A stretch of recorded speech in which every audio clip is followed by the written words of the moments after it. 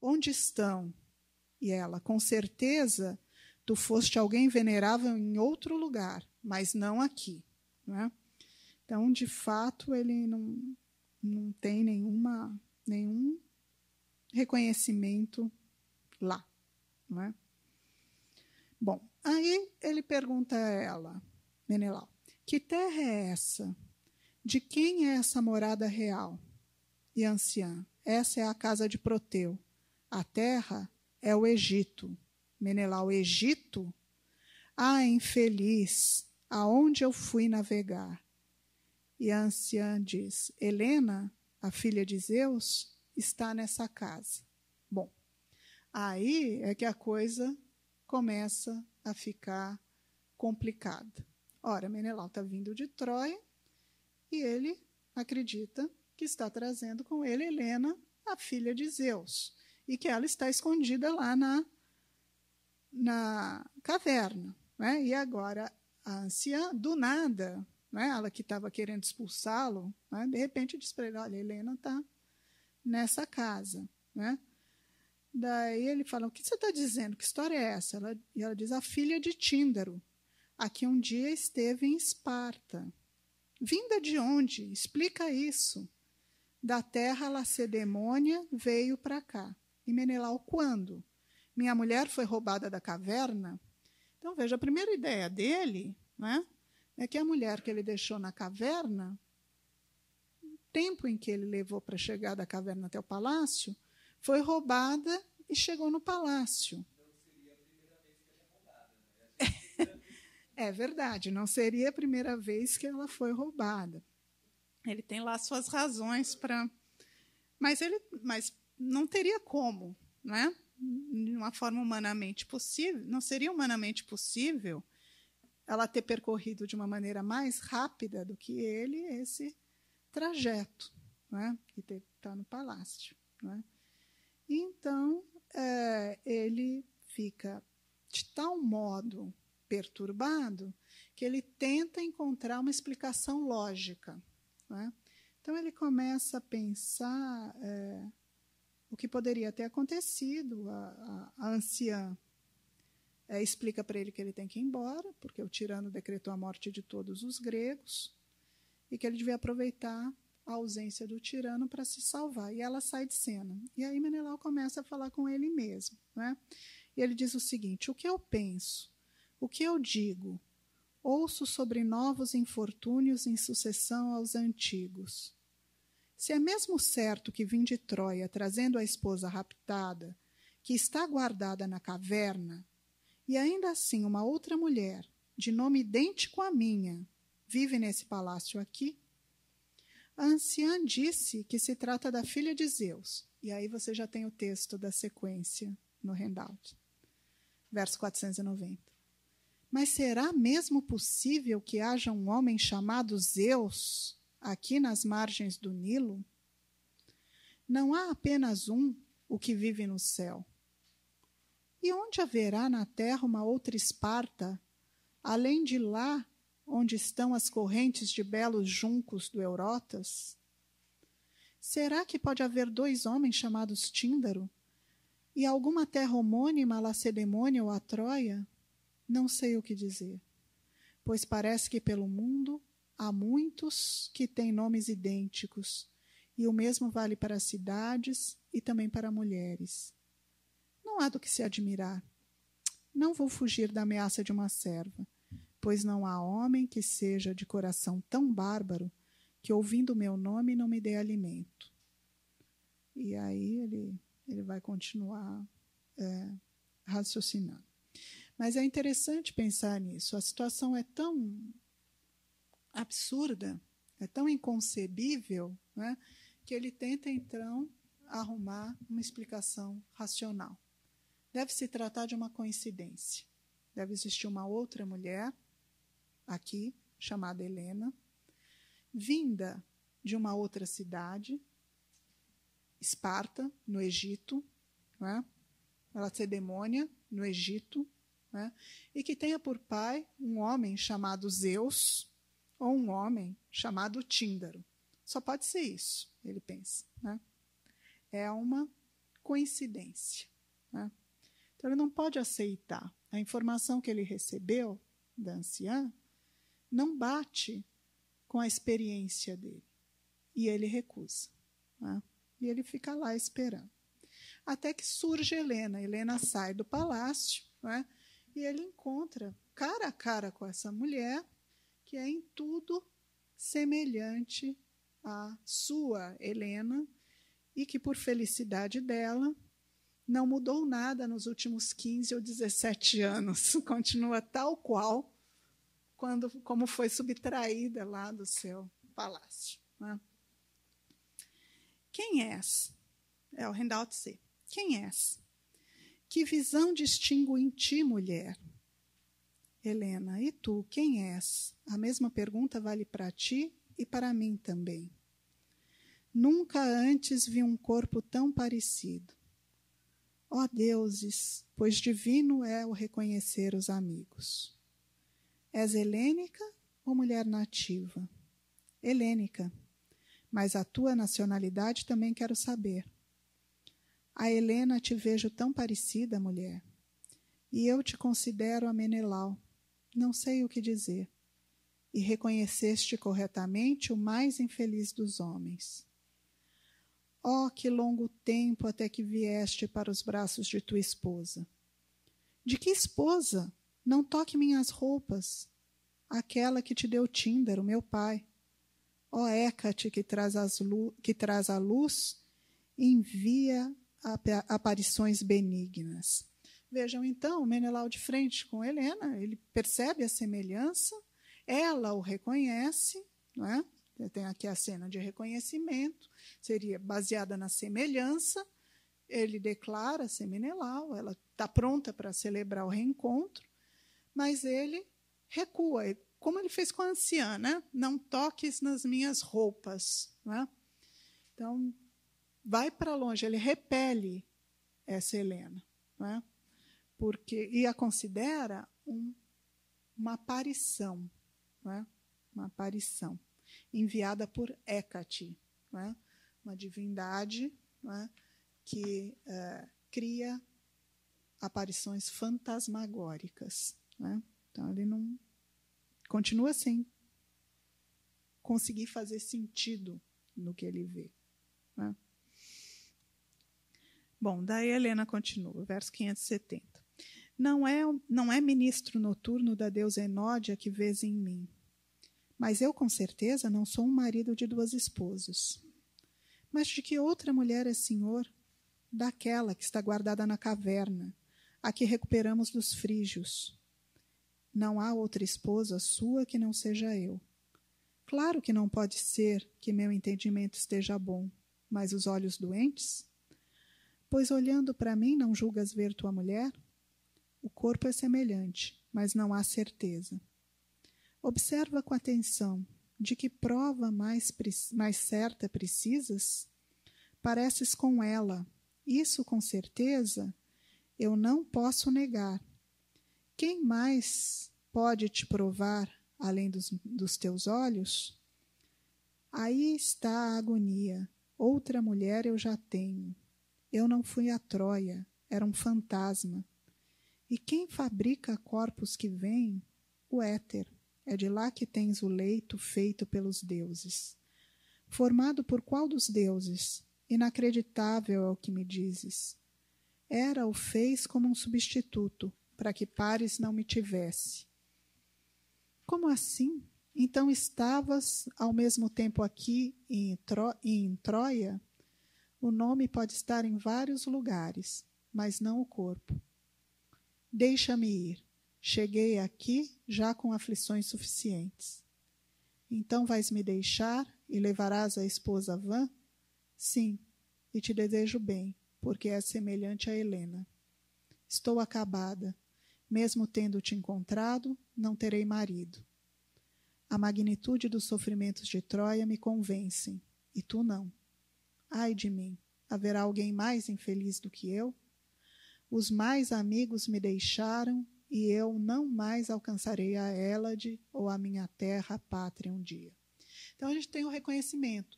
E o que era para ser, não é, um momento de celebração, né, se torna um momento de infortúnio, porque Menelau não consegue acreditar naquilo que ele vê nos seus olhos, né?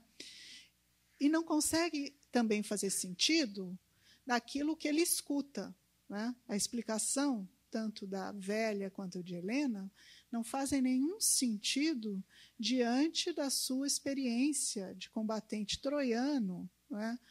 E da Helena que ele tem na caverna, né? Então, de todas as cenas de reconhecimento que os gregos criaram, essa é a que problematiza mais, né, essa situação, porque, dentre todas, a aparência ela não é um obstáculo, né? Os personagens se reconhecem, o contato visual bastaria para que eles se reconhecessem, né? O empecilho é de outra ordem, o empecilho é de ordem intelectual, né? Porque é um elemento fantástico, né? Do fantástico, do talma, do maravilhoso, né? Que opera de maneira a embaralhar a percepção das personagens. Então, realmente, por um instante, esse reconhecimento não se torna trágico, porque Menelau está disposto a ir embora com a sua Helena, né? Ele decidiu qual é a história verdadeira, em quem ele iria acreditar, e ele está disposto a ir embora com a Helena espectral, né? Que ele toma por real, deixando a Helena real, a verdadeira, no Egito, à mercê do tirano, não é? Bom, porém, na hora H, não é, entra em cena um servo, não é, de Menelau, que vem da caverna, com um boletim urgente, não é, de última hora, que vai salvar a situação. A gente está no meio da tragédia, mais ou menos, né? Então, lá vem o servo. Partiu tua esposa, arrebatada, mais uma vez a Helena some de Menelau, né? Tanto na farsa quanto na realidade, a Helena está sempre escapando a Menelau, né? Partiu tua esposa, arrebatada em segredo pelas dobras do éter. Está escondida no céu, depois de ter deixado a reverenda caverna onde aguardamos, com as seguintes palavras: ó infelizes frígios e todos vós, aqueus, por mim, junto às margens do Escamandro, dia após dia vós seguíeis morrendo por força das maquinações de Hera, imaginando que Paris possuía Helena, enquanto não possuía. E eu, depois de ter permanecido pelo tempo que era necessário, e tendo garantido que estava destinado a acontecer, vou-me embora para o céu, meu genitor. A infeliz Tindárida ouviu injustos dichotes, já que de nada ela tinha culpa. Daí o servo olha e vê a Helena, né, egípcia, verdadeira, diante dele. Ele fala: olá, filha de Leda. Então aqui estavas. Eu estava contando como tu tinhas partido pelos recônditos estrelares, porquanto não soubesse nada do corpo alado que tens. Então, quer dizer, ele achou que Helena subiu aos céus e se transferiu ali para junto de Menelau, e que ela estava zombando deles, não é? Não permito que tu zombes de nós novamente, já que em Troia já contribuíste com penas suficiente para teu marido e companheiros. Ó dia tão esperado que te trouxe... desculpem, Menelau. Então é isso mesmo. A história dela acabou por ser verdadeira. Ó dia tão esperado que te trouxe de volta aos meus braços. Ó mais amado dos homens, Menelau. Tão longo tempo demorou, mas agora o júbilo é completo. Contente te recebo de volta, meu esposo. Amigas, e estendo-lhe os braços amorosos ao seu redor, depois de tantas auroras do sol reluzente. etc., etc., e é a celebração do reencontro, não é? Final feliz, portanto. Então, vejam, o Menelau só consegue perceber que a Helena que ele encontra no Egito é a Helena real, não é?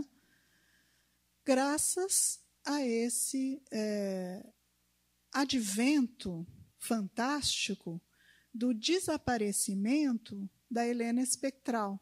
Né? Então, se a Helena espectral não tivesse se evolado nos ares, declarando a sua natureza fantasmagórica, ele não teria se convencido. É uma coisa que no romance grego posterior eles vão resolver de uma forma mais positiva. Não é? No romance grego, os amantes estão convencidos que basta um olhar para se reconhecer o amado. Não é? Quer dizer, o amor à primeira vista ele sempre vai ser capaz de identificar o amado através do olhar. Não é? Mas aqui a tragédia grega é tudo menos romântica. Não é? Então não é uma questão de amor, não é? É uma questão de crença. Não é? E essa crença passa por várias etapas.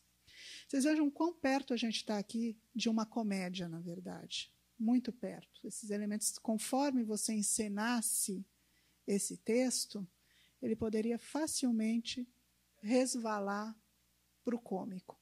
Não é? A figura do próprio servo ela é engraçado. Ele chega e vê Helena e confundir uma com a outra. Né? Toda a atitude do Menelau, todo o diálogo dele com a anciã, tudo isso, né, tem um lado flerta, né, de uma maneira bastante evidente com a comédia. Né? Só para a gente encerrar aqui, o que acontece? No entanto, paira um perigo sobre o casal recém-reunido. Né? O tirano vai voltar e ele não está disposto a liberar Helena, né, para grego nenhum, nem sendo ele Menelau. Ainda mais um Menelau sem tropas, né, esfarrapado, que chega ao Egito. Né? Então, Helena trama um ardil para que eles possam escapar. Ela diz que para Menelau se passar por mensageiro, como Odisseu na Odisseia, como Orestes, né, nas Eletras, e anunciar ao tirano a morte de Menelau. Assim, Helena estaria viúva e ela concordaria em casar com o tirano, desde que ela pudesse prestar honras fúnebres ao marido. Como o marido morreu no mar e não há corpo para velar ou para enterrar, o tirano teria que ceder um barco para que eles fossem até alto mar prestar esse ritual, que é um ritual que nunca existiu entre os gregos, que eles criam ali no momento, aproveitando a ignorância que os egípcios, os bárbaros, têm da religião grega. Né? Então, eles criam um falso ritual. O tirano, tão apaixonado por Helena e tão contente com a ideia de finalmente desposá-la, aceita, entrega a ela o barco, né? Concorda que Menelau e os homens que chegaram com ele embarquem. Né? Uma vez no navio, esses homens dominam a tripulação bárbara, né, e partem para a Grécia. Né? Então, eles chegarão, nos garante o Deus ex machina no final da tragédia, chegarão sãos e salvos a Esparta, né, e lá viverão tranquilos o resto dos seus dias. Portanto, final feliz para Helena e Menelau. Final infeliz para o bárbaro, para o egípcio Teoclímeno, né, que além de ser privado da sua noiva, Helena, né, é feito de tolo, né, diante dos seus súditos, né, porque aceita essa história esfarrapada. Ele dá aos gregos o meio de fuga. É ele o principal, né, patrocinador da fuga. Né? dos gregos. Então, é difícil entender, pensando no espectador grego, ele deve ter passado lá os seus momentos de angústia nessa tragédia. Né? Num primeiro momento, quando a Helena era assediada por Teoclímeno.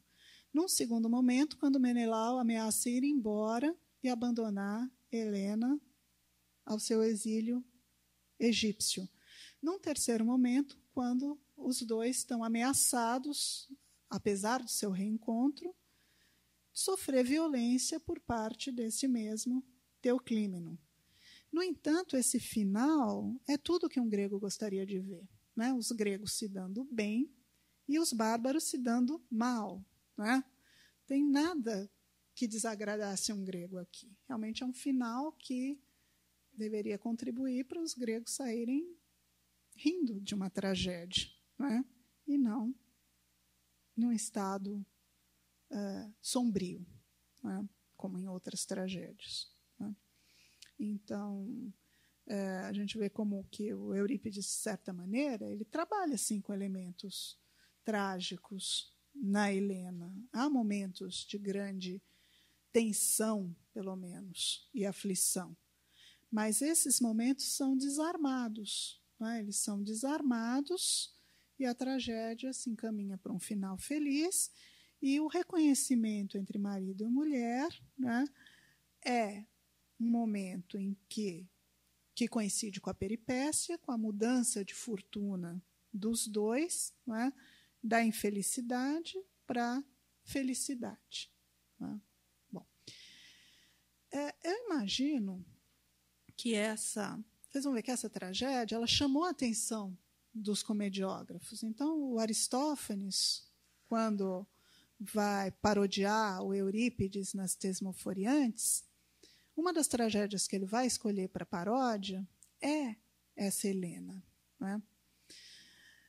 Falando brevemente das Tesmoforiantes, é uma comédia da última década do século V, ano 411. A Helena é de 412, a tragédia.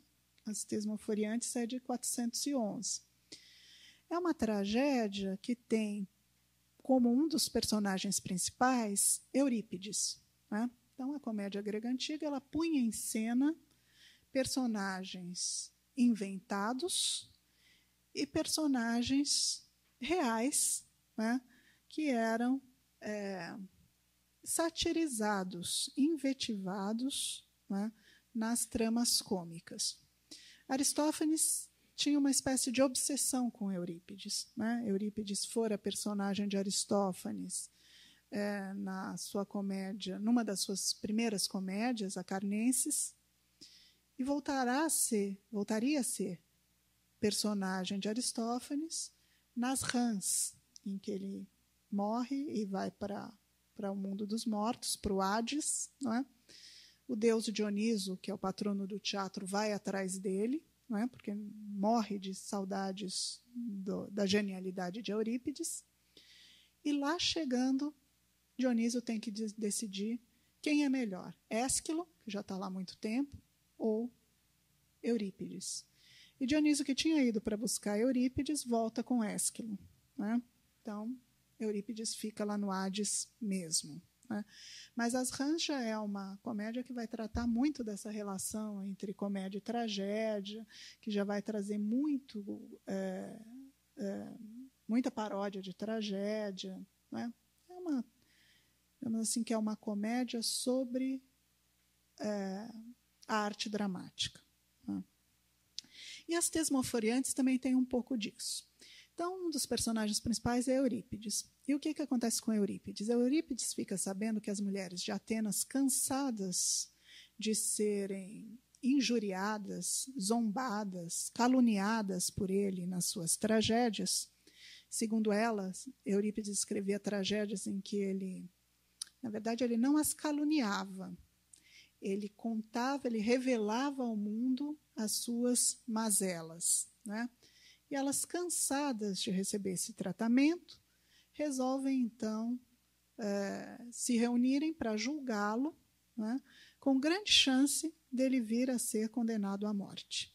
E elas fariam isso durante o Festival das Tesmofórias, um festival que ocorria anualmente em várias cidades gregas, né, no caso em Atenas, em honra das deusas Deméter e Perséfone. Né?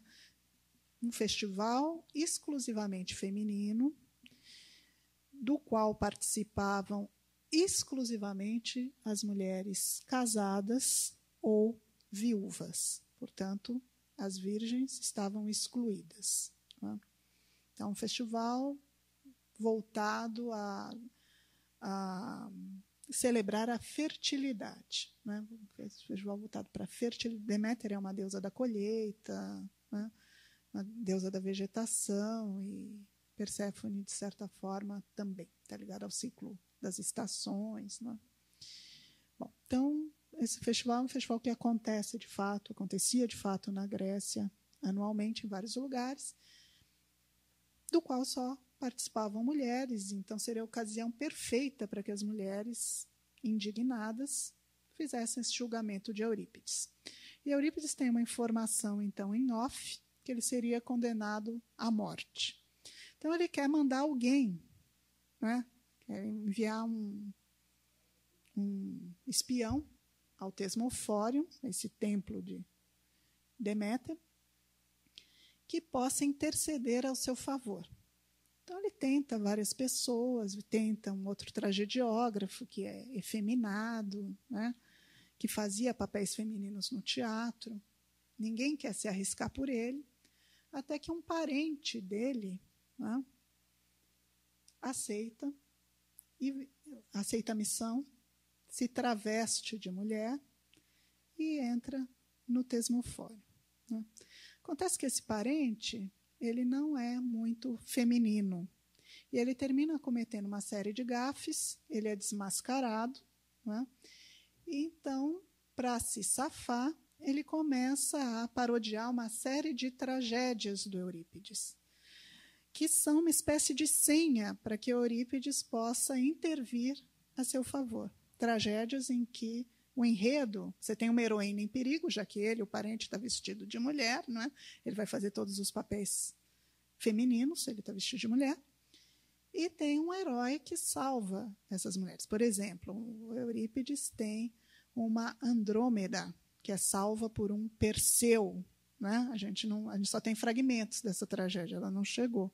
Mas a história de Perseu salvando Andrômeda, do monstro que sai do mar, é conhecida. Não é? Então, ele parodia essa Andrômeda, ele parodia várias outras tragédias, e, num determinado momento, quando as coisas começam a dar errado para ele, ele pensa em parodiar a Helena. Né? A Helena.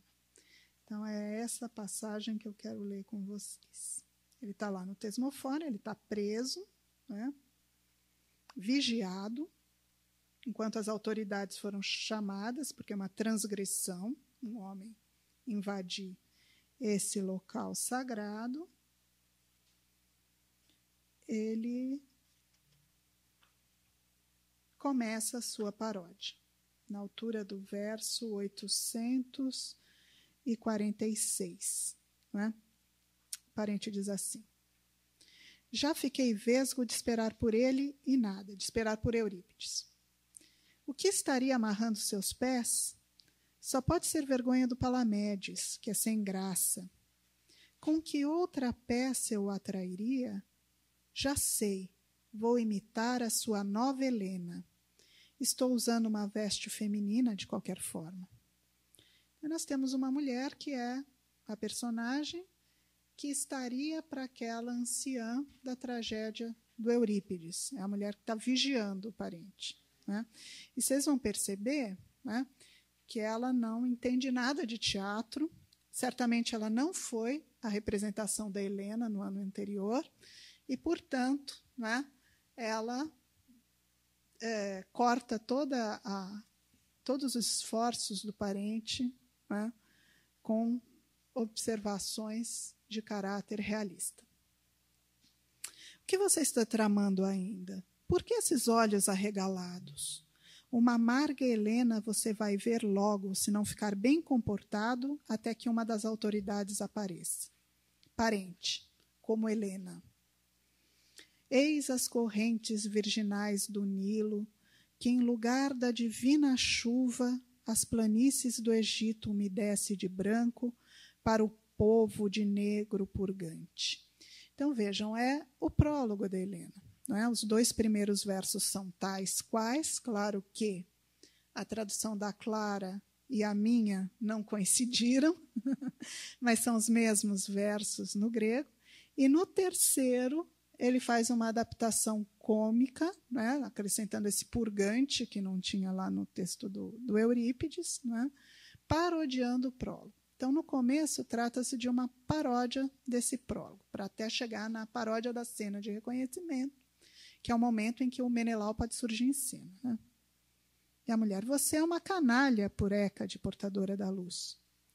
Parente, a minha pátria, Esparta, não é uma terra anônima, e meu pai é Tíndaro. A mulher, esse então miserável seu pai é Frinondas, isso sim. E me chamaram Helena. Mulher, virando mulher de novo, antes de ser castigado pelo outro travestimento. Parente, muitas almas por minha causa morreram nas margens do Escamandro. Antes tivesse morrido você também. E aqui estou eu, mas o meu infeliz marido Menelau nunca chega. Por que ainda vivo? Bem, eu pus em negrito no texto do Eurípides todos os versos que ele está retomando aqui. Né? Vocês vão ver que é bem considerável. Os que estão em negrito são praticamente ipsis literis. Tá? Então, tem muita citação. Né? A paródia tem adaptação de versos, mas tem também citação, né? Descontextualizada. Porque ainda vivo, por malandragem dos abutres, mas algo como que acaricia meu coração. Ó Zeus, não destrua a esperança nascente. Aí Eurípides entra em cena, não é? Se fazendo passar pelo Menelau da Helena. Não é? Ele está assumindo seu próprio personagem. Quem detém o poder dessas moradas fortificadas? Tomar alguém que receba hóspedes exaustos da agitação do mar tempestuoso e de naufrágios. De Proteu é esse teto. Que Proteu, seu desgraçado triplo? Ele está mentindo pelas 2 deusas. Proteu morreu 10 anos atrás. Quer dizer, ela está pensando num Proteu de Atenas, que ela conhecia, que morreu. Né? Para que país impelimos nosso barco? Para o Egito. Que infelicidade! Onde viemos parar? Você acredita no lero-lero desse malvado que terá uma má morte? Isso aqui é o Tesmofórion. E Proteu, ele está lá dentro ou está longe daqui? Só mesmo ainda nauseado estrangeiro. Tendo escutado que Proteu está morto, pergunta em seguida, ele está lá dentro ou longe daqui? Ai, ai, morto! Onde, em que sepultura foi enterrado? Eis aqui o seu túmulo sobre o qual estamos sentados. Que você tenha uma má morte, pois vai morrer mesmo. Você que ousa chamar de túmulo o altar. E por que, ó estrangeira, você senta nesse assento sepulcral, encoberta por um véu? Sou forçada a partilhar o leito com o filho de Proteu. Por que, seu desgraçado, você está enganando de novo o estrangeiro? Este veio aqui mal intencionado, estrangeiro, para roubar o ouro das mulheres. Pode latir enquanto lança sobre o meu corpo a censura. Estrangeira, quem é essa velha que lhe ofende? Ela é Teônoe, a filha de Proteu. Pelas deusas, se não sou Crítila, filha de Antiteu de Gargueto, e você é um canalha. Diga o que quiser. Não me casarei com seu irmão jamais, traindo Menelau, meu marido em Troia. Mulher, o que você disse? Volte para mim seus olhos brilhantes. Tenho vergonha de você, depois de ter sido insultada na cara. O que é isso? Sou incapaz de falar. Ó deuses, que visão contemplo! Quem é você, mulher? E você, quem é? Pois eu digo mesmo a você. É Helena ou uma habitante local?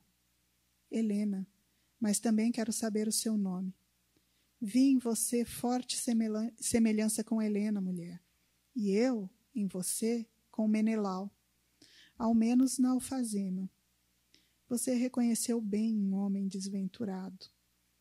Você que vem tão tardia aos braços de sua cônjuge, tome-me, tome-me, esposo, envolva-me em seus braços, vamos, tome um beijo, leve-me, leve-me, leve-me, tão logo tenha se apossado de mim. Pelas deusas, quem levar você vai lamentar quando atingido pela minha tocha. A minha própria mulher, a filha de Tíndaro, você me impede de levar para Esparta? Ai, eu acho que você também é um canalha e que é cúmplice dele. Não é à toa essa história de Egito há tanto tempo, mas ele será punido, pois a autoridade e o arqueiro estão vindo. Isso vai mal, tenho que sair de fininho. E eu, seu desgraçado que sou, o que devo fazer? Mantenha a calma. Enquanto eu viver, jamais trairei você, a menos que as minhas tramas infinitas me abandonem. Esse anzol não foi fisgado. Né? Então, ele tenta a paródia da Helena para conseguir salvar o parente. Né? Ele quer conseguir para o parente o mesmo final feliz que ele consegue para Helena e Menelau na tragédia. Né? Mas ele não consegue. Então, ele vai ter que dar tratos à bola para imaginar outras soluções. Não é? Ainda vai haver outras paródias, mas não vai ser uma paródia também que vai resolver a situação. Não é? No final, é o próprio Eurípides, não é? Que virá a cena vestido de mulher, não é? Acompanhado de uma dançarina em roupas sumárias, não é? Que vai seduzir o arqueiro, que agora está tomando conta do prisioneiro. E aí, então, chegando a um acordo com as mulheres de que ele nunca mais vai falar mal delas nas suas tragédias, ele consegue libertar o parente. E ele foge. Né?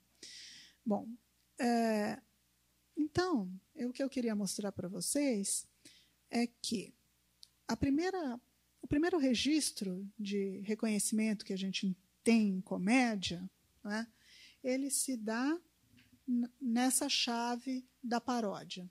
Né? É a comédia parodiando a tragédia. Né? Como usualmente acontecia. Paródia de tragédia acontecia sempre sob os mais diversos pretextos. Né? Reconhecimento aqui é só um deles. Né? Qualquer pretexto é bom para parodiar uma tragédia. Mas eu acho significativo que a tragédia parodiada, a cena de reconhecimento parodiada, tenha sido dessa Helena, que é uma tragédia tão atípica do ponto de vista do gênero. Por mais que a gente reconheça que a tragédia antiga talvez não caiba num molde só, né, e que os antigos considerassem essa peça de Eurípides como uma tragédia, né, a gente percebe, como eu disse, o quanto ela resvala, né, com a comédia, quanto ela está próxima de igualar a comédia. E talvez justamente isso tenha chamado a atenção do comediógrafo. Né? Como é que esse tragediógrafo está invadindo um pouco, né, a minha zona de competência. Né? Então, ele usou, né, esse enredo, né, na sua própria peça, né, como uma maneira de fazer um comentário acerca do que é específico da tragédia e do que é específico da comédia. Né? E a gente vê, pelo que eu contei para vocês, que no final dessa comédia, As Tesmoforiantes, o parente consegue a sua salvação não graças a um enredo de tragédia. Todos os enredos do Eurípides fracassam, mas graças a uma solução típica de comédia. Né? Você lançar a mão da dançarina desnuda. Né? A dançarina desnuda é aquela que vai, né, desviar a atenção do guarda e garantir a fuga do parente. Né? Então, é interessante que o reconhecimento faça a entrada no universo da comédia através da paródia. Mas, aos poucos, ele vai ser incorporado às tramas. Né? E é muito interessante também que esse primeiro reconhecimento seja da Helena, porque a Helena lida com alguns outros elementos típicos que a comédia vai incorporar. Um deles é o do duplo. Né? Então, a Helena, toda a confusão de identidades que se dá na Helena do Eurípides e que é obstáculo para o reconhecimento imediato, que a aparência não seria, é o fato de haver duas Helenas e não uma só, da duplicidade da Helena.